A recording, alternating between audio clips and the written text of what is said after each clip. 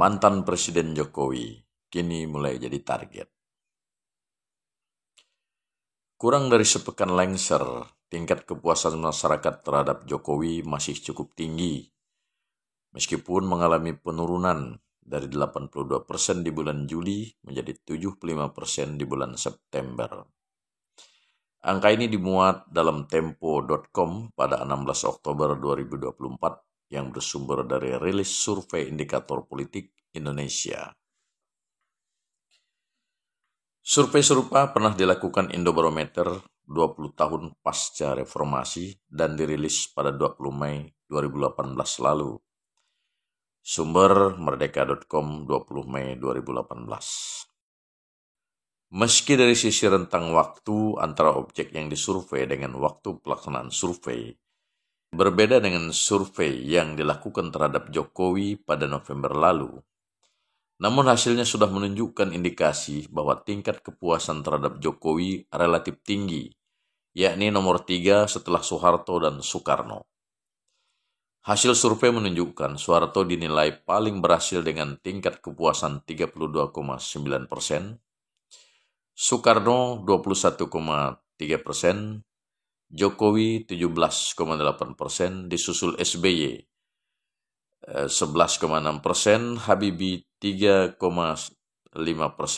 dan Abdurrahman Wahid 1,7%, dengan posisi paling buncit ada di Megawati yang meraih angka 0,6%. Survei ini dilakukan ketika Jokowi masih di periode pertama jadi presiden. Mungkin belum ada presiden terdahulu kita yang mendapat kepercayaan begitu tinggi. Hal ini memang belum bisa dibuktikan karena memang belum ada survei khusus di masa akhir pemerintahan mereka seperti survei pada Jokowi. Selain survei yang relatif tinggi, peralihan kekuasaan ke Prabowo juga diwarnai langkah Jokowi yang cukup dramatis. Meski bukan ketua partai, ia berhasil mengkonsolidasikan partai-partai besar dalam koalisi Indonesia Maju dengan perolehan suara sekitar 50% dari total suara pemilih. Dalam waktu yang sama, Jokowi juga melakukan perlawanan terhadap PDIP yang selama ini dijadikan tempat ia bernaung. Belakangan, langkah Jokowi ini menimbulkan tafsir negatif di barisan Banteng dengan menundingnya sebagai pengkhianat. Dan ada kesan bahwa langkah Jokowi ini meninggalkan kepahitan cukup berkepanjangan di kalangan para kader PDIP. Meskipun memperoleh kepercayaan relatif tinggi dari masyarakat dan peralihan kekuasaan yang berjalan mulus, pasca peralihan kekuasaan ke Prabowo, sepertinya diikuti tanda-tanda kurang baik untuk Jokowi. Jokowi seakan tak punya pelindung sama sekali. Sejumlah pimpinan KPK misalnya, antara lain Abraham Samad dan kawan-kawan, saat ini tengah berniat membongkar tindakan Jokowi yang mereka sebut menghalang-halangi penyelidikan kasus EKTP.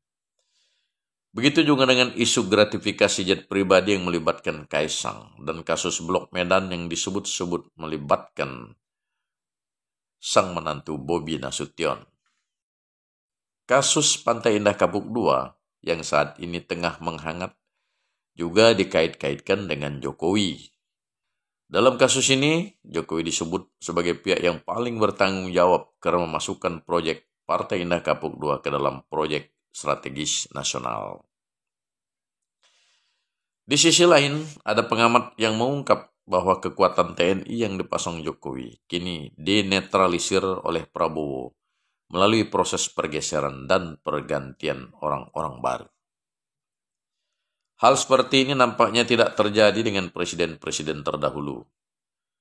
Setelah pergantian presiden, mungkin saja ada upaya mengungkit-ungkit masalah hukum mereka, tapi tidak segencar dan terang benderang sebagaimana terhadap Jokowi.